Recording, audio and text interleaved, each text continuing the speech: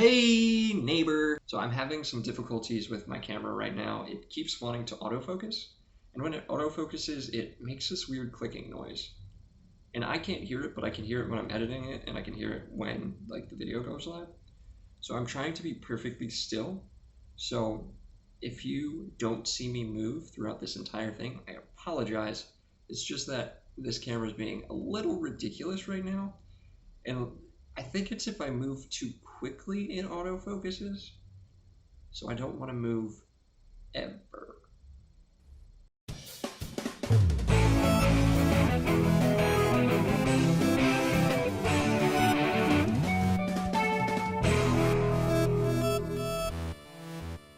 So your question of the day was, what are my thoughts on the Lois and Clark television show? And at first I thought you said Lewis and Clark, and I was like, Lewis and Clark, like the people who surveyed the United States, why are they in the Arrowverse? And then you said, what's his face's name? And I was like, oh, Superman.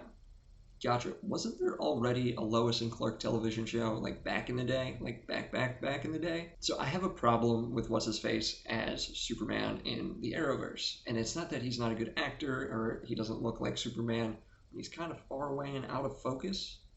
But his face reminds me of Mark Sanchez and he's not big enough. So when I think Superman, I still think the 90s cartoon from like Justice League and Justice League Unlimited, where Superman has this just massive chest.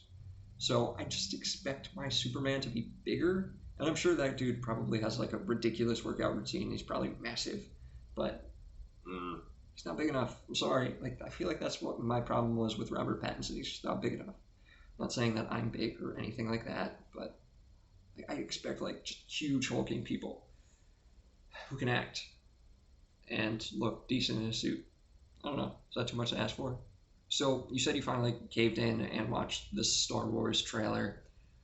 What were your thoughts other than my thought in the whole thing was it didn't really show that much off, and then I completely forgot about the C-3PO part.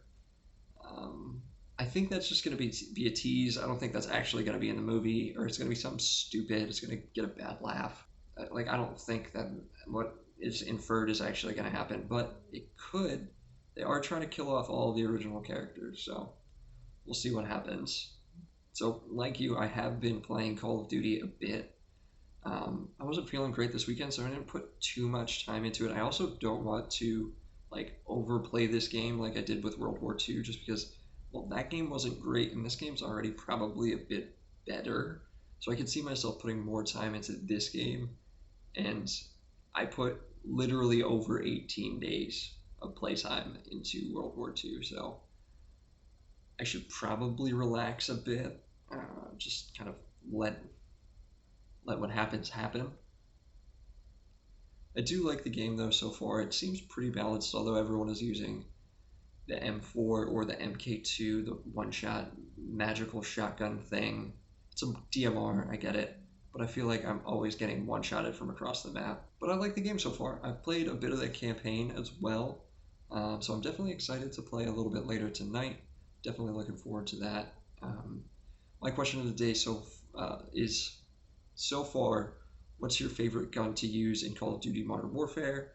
Have you seen all of the camos? I think my favorite right now is Splinter. I think I have the green Splinter camo on my M4 and my Odin, and I think it looks almost like the coolest thing ever. So let me know. Thanks so much for making it to the end of the video. Make sure to hit that like, share, and subscribe button.